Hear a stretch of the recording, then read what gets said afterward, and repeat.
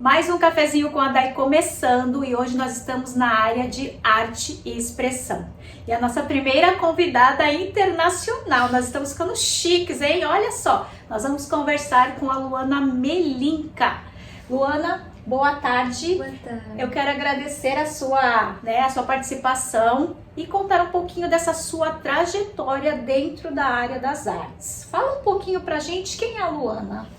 Então, buenas tardes, amigos. Olha, gente, hablas espanhol. Obrigada pelo convite, por aceitar fazer essa mistura, né? Falar de arte, fazer de expressão, que é um campo ainda, às vezes, não explorado, né? Sim. Sou a Luana Melinka, eu tenho 25 anos, sou mamãe da Naya, que tem 4 meses.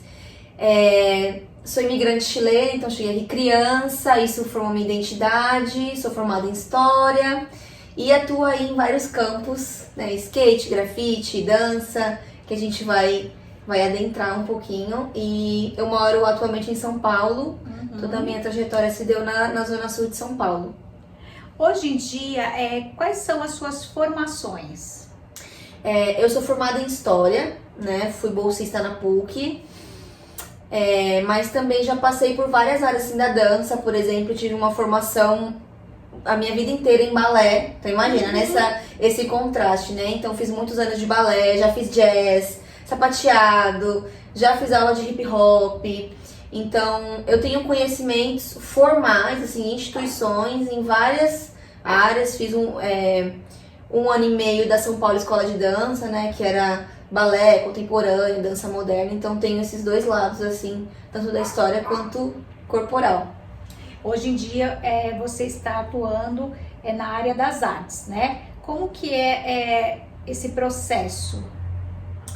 É muito doido, assim, porque quando a gente flutua entre o mundo acadêmico e o mundo da rua, né? Tipo, tem muito essa mistura, então... o mundo acadêmico veio na minha adolescência, eu entrei na faculdade com 17 anos. Então, tava o mundo acadêmico misturado com a dança, que eu já via desde criança, né? Eu vim de projetos sociais, vim de ONG, e as artes florescendo, né? Tipo, você que simultaneamente, que tem uma filha com 13 anos, foi mais ou menos nessa idade em que, tipo, eu comecei a descobrir a rua, comecei a perceber mais o meu entorno, o grafite em São Paulo me chamava a atenção, né? Esses grandes centros urbanos cheios de coisa.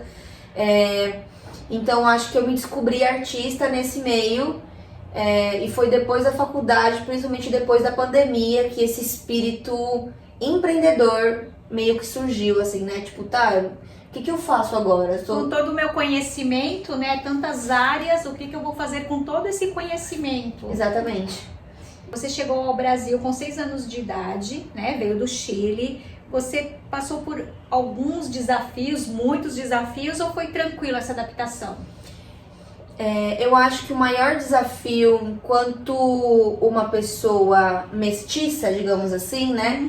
Acho que é isso de meio que não se sentir pertencente em algumas coisas. Então eu fui alfabetizada em espanhol, cresci no Chile, aí eu chego aqui, é uma cultura completamente diferente, né? Tipo, umas coisas pequenas, tipo gírias, as músicas, aí você fica meio perdida, tipo, nossa, mas... Cultural, né? Cultural, esse pouco um choque cultural.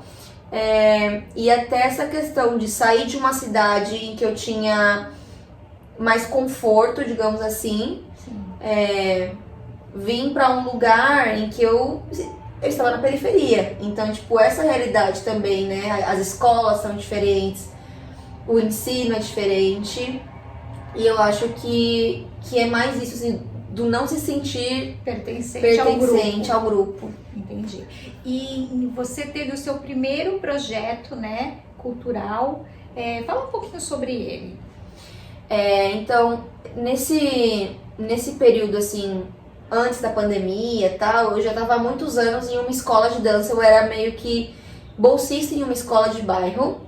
Então eu aprendi muita coisa, fiquei muitos anos e tal.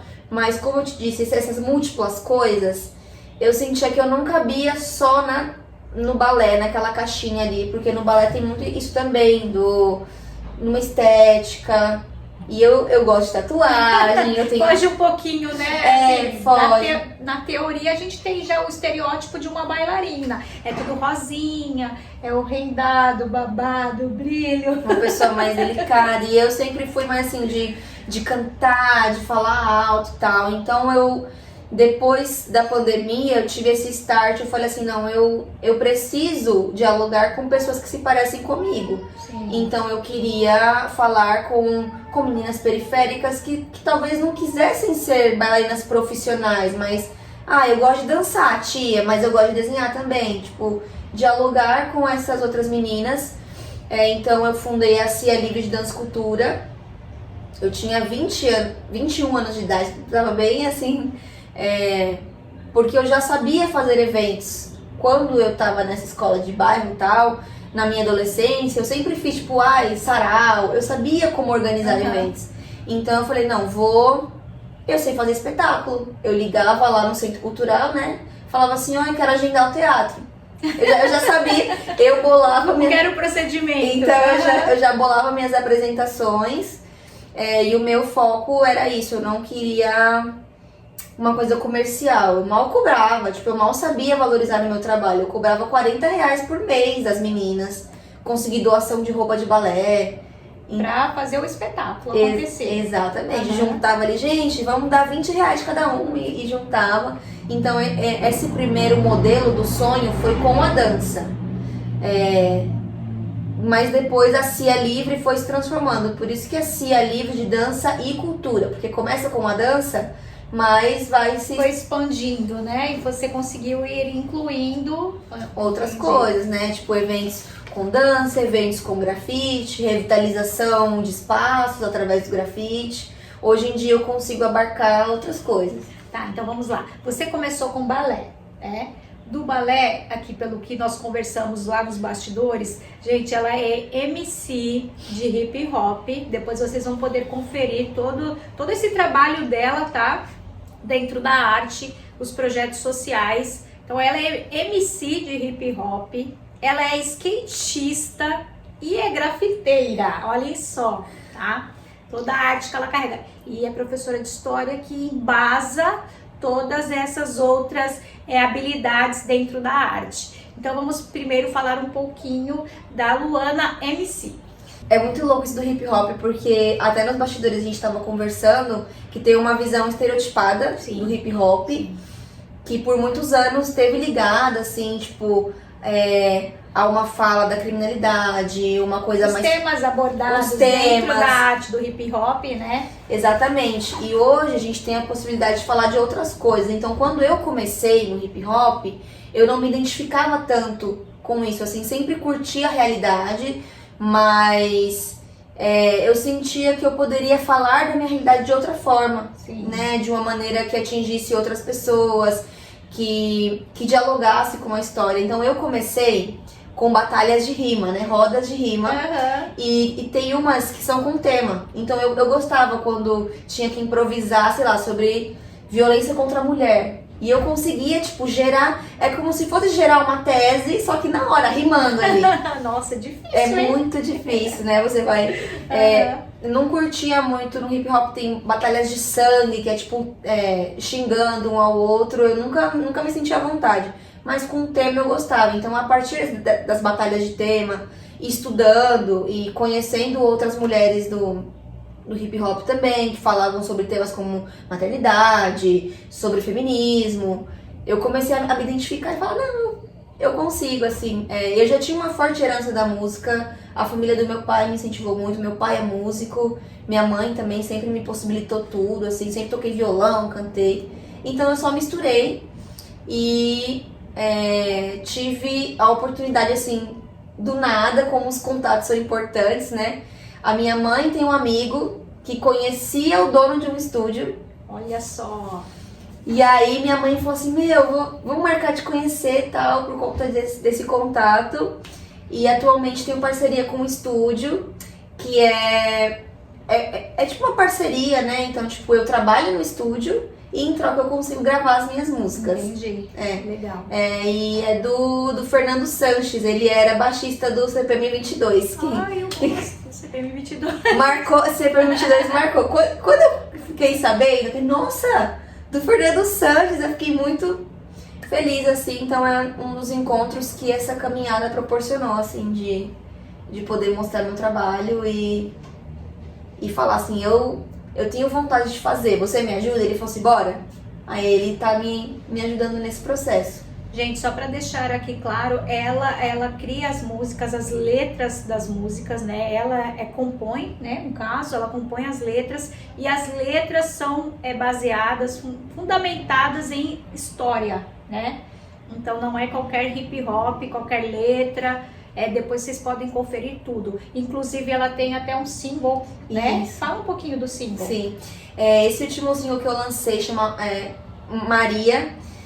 E Maria é um nome comum, né? Assim, tantas mães, avós. Então fala um pouco sobre essas tantas, assim, jornadas que a gente tem, tantas caminhadas, tantos lugares que a gente passa.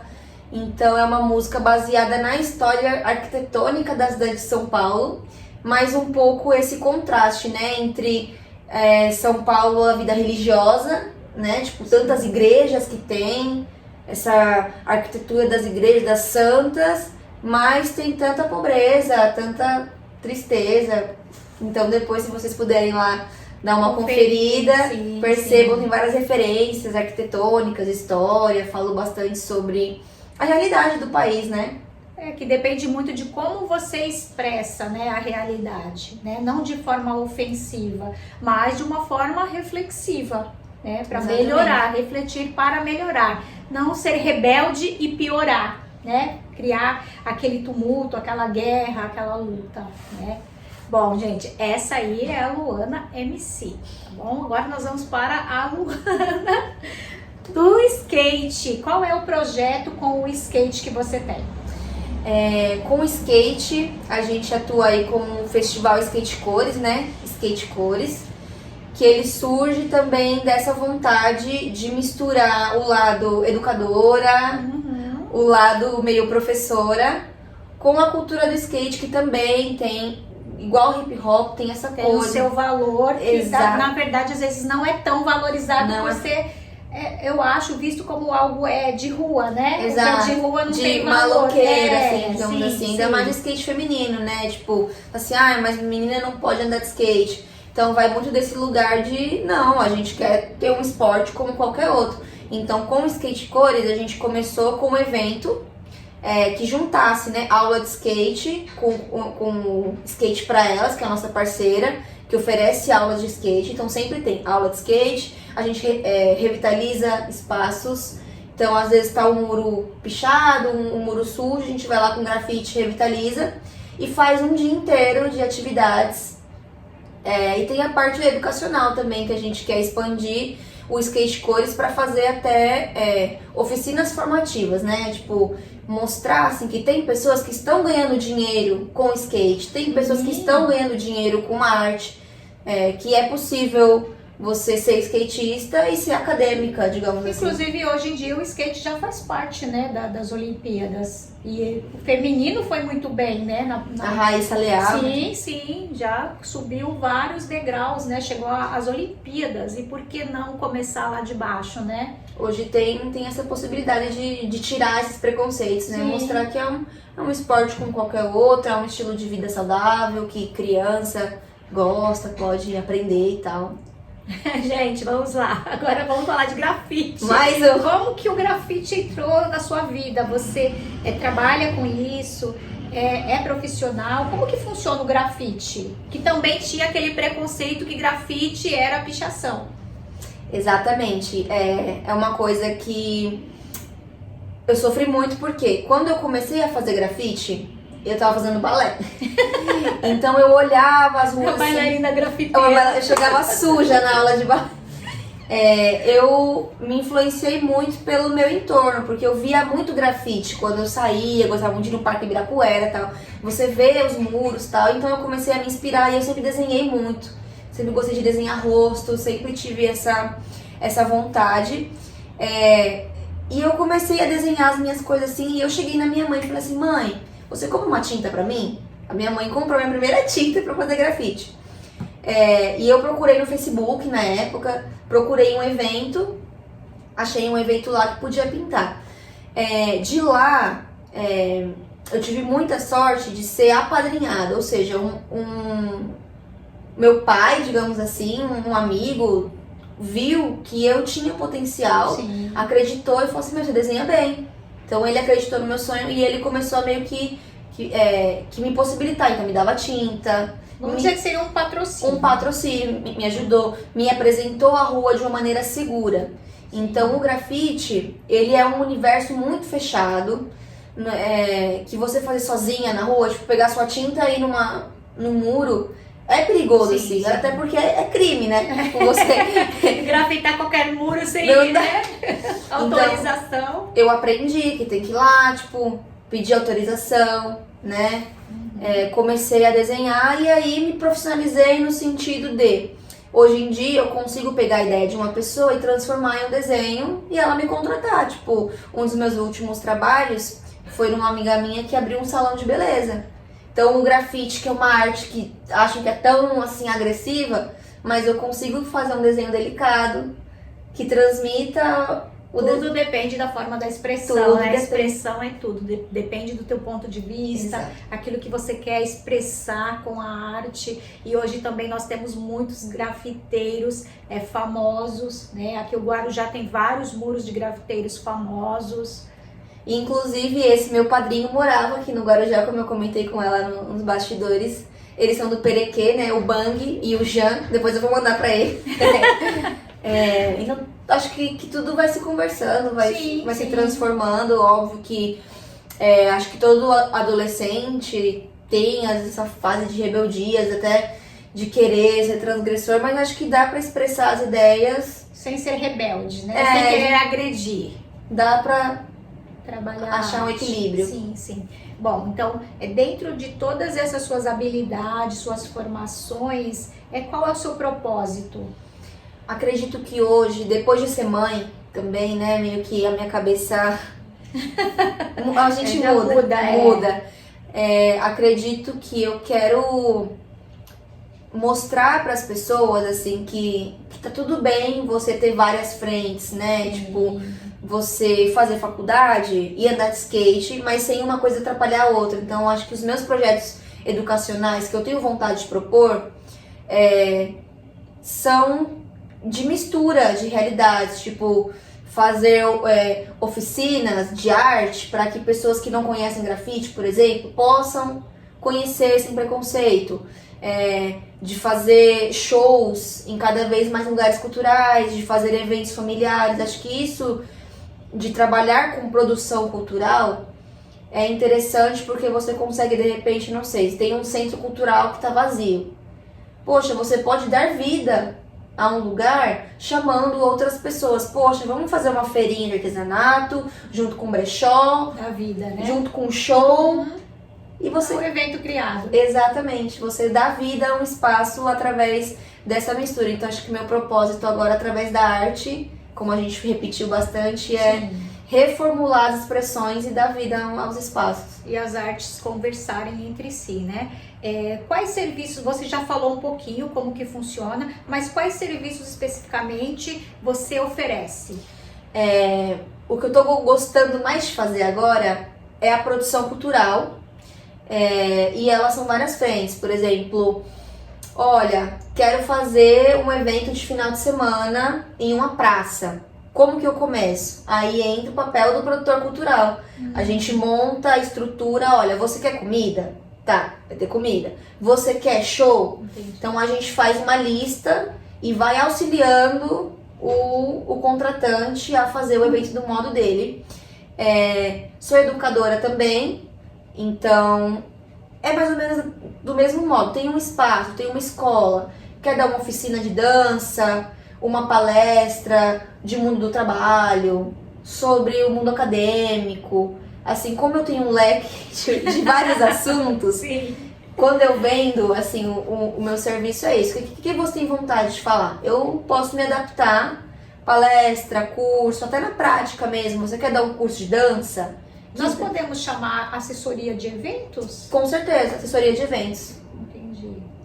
E aí o contratante ele vai definir mais ou menos, vai passar para você as ideias que ele tem, o que ele quer, e a partir daquilo que ele falar para você, você vai organizar todo um programa, buscar os parceiros. Exatamente, também até, por exemplo, captação de recursos, a gente faz às vezes também, junto com o Skate Cores, por exemplo, quero fazer um evento de moda. A gente vai lá atrás do e-mail de várias marcas e consegue parceria, às vezes. Você mesmo sabe como que é, né? Tipo, a gente procura parceria pro sonho dar certo. Sim, porque sozinho, né, às vezes fica mais difícil. Quando você tem parceiros com o mesmo foco e eles te apoiam, acreditam naquilo que você está fazendo, aí você se fortalece, né, pro sonho se tornar realidade mais rápido ainda. Sim. Nós sempre pedimos para as nossas convidadas, tá, deixarem uma mensagem, né? Você que chegou ao Brasil, imigrante, passou por alguns desafios, até mesmo, não sei se você passou pelo idioma, você teve algum tipo de desafio por falar espanhol no começo, teve que aprender a língua portuguesa, similar, né? Algumas palavras são, mas não é igual. Você teve algum desafio nessa área da língua? Acho que mais as gírias mesmo, assim, né? Porque a minha família é toda misturada. Mas o mundo tem outras gírias, tem outras coisas, né? Então eu ficava um pouco... O que você tá falando? Você estudou língua portuguesa à parte ou só na escola? Só na escola. Assim, eu tive muita facilidade depois que fui pegando, foi meio no processo, sabe? Você vai pegando... Pra criança é mais fácil, criança, né? Ela tem uma facilidade de idiomas também mais fácil. Sim. Então, você que teve toda essa trajetória, ainda é muito nova, agora é mãe, né? Vai ter outras visões ainda dessa arte toda, da vida. Qual mensagem que você poderia deixar, né? Olha, acho que nesse turbilhão de coisas, acho que é se apegar no que você ama verdadeiramente, porque se você ama algo, pode até ser difícil o caminho e tal, mas eu acho que a gente não pode esquecer até as coisas que a gente ama quando criança, porque isso vai dizer muito da gente. Sim. Então, tipo, se você gosta, se você vê que seu filho tá ali desenhando tal, ele ama aquilo, às vezes no futuro, aquilo pode ser... Sim, aquele talento pode, né, crescer e virar até o profissional. Eu acho propósito de vida hoje, né? A gente fala muito em propósito de vida. Acho que é isso, assim, eu sei que é difícil, a gente tem que trabalhar, tem que ter dinheiro, mas assim, mesmo trabalhando, tem que ter um tempinho do seu hobby, do seu amor por algo, porque senão a gente enlouquece. Sim, só trabalhar não dá. E às vezes o hobby vira o trabalho, né? E o trabalho vira o hobby, então a gente trabalha com mais leveza. Sim. Não é aquele trabalho árduo, né? Que você vai lá, porque na verdade a gente passa mais tempo trabalhando do que vivendo. Então se a gente não faz o que gosta, imagina. Né? Exatamente. O maior tempo da sua vida fazendo aquilo que você não gosta. Então é complicado, né? Sim, acho que eu tenho esse privilégio, né, de poder estar em casa, de trabalhar com o que eu amo, né, que os projetos dão uma flexibilidade. Sim. As pessoas acham que artista não trabalha, a gente trabalha muito no computador ali, ó, escrevendo, projetando, pensando, então acho que... Você acha que a arte ainda é discriminada? Tem muito ainda, Alice. Você sofreu algum tipo de preconceito nesse sentido de ser artista? Sim, desvalorização, porque é isso. Ah, mas você trabalha com o que você gosta? É fácil, então. Então... Pra trabalhar tem que sofrer, né? Tipo, eu consigo te pagar, sei lá, te pago um almoço, você faz pra mim? Tipo assim, não, é um trabalho sério, sim, como qualquer outro. Tem as horas de trabalho, eu cobro material, cobro minha hora, tem pausa pra almoço. Acho que esse preconceito é justamente isso, assim, é como se fosse fácil. Desvalorização da arte, do artista, né? Você não... as pessoas querem colocar muito o preço no trabalho do artista em qualquer área, tipo, seja com pintura, seja com até moda, mas nossa, mas que caro. Artesão, gente. Artesanato, as pessoas adoram colocar o preço. Fala, poxa, faça você, então. É bem assim. Parece grosseria, mas não é, né? Exatamente. Bom, gente, esse papo foi com a Luana. Eu espero que vocês tenham gostado. Luana, quero te agradecer imensamente, Obrigada. um papo super leve, adoro arte, eu sempre falo isso, que quando eu converso com alguém sobre arte, eu super gosto, adoro, e é isso. Muito obrigada pelo espaço. Obrigada a vocês que estão assistindo também, que dão força para esse projeto continuar, todo mundo que já veio. Sou de São Paulo, mas estarei por aqui, estaremos aqui fazendo trocas. Muito obrigada. É isso, gente. Antes eu vou agradecer esse bate-papo, ele foi agendado bem em cima da hora, tá? Então não deu tempo de organizar um cafezinho, mas de qualquer forma eu vou deixar aqui os meus agradecimentos a Neide Leite Doceria, a Lobela Confeitaria Especial, a Cristal Água e a Espaço Laser, que são nossas parceiras e estão sempre com a gente nesses bate-papos. Muito obrigada. E a todos vocês que acompanham também. Obrigada, gente. Tchau, tchau.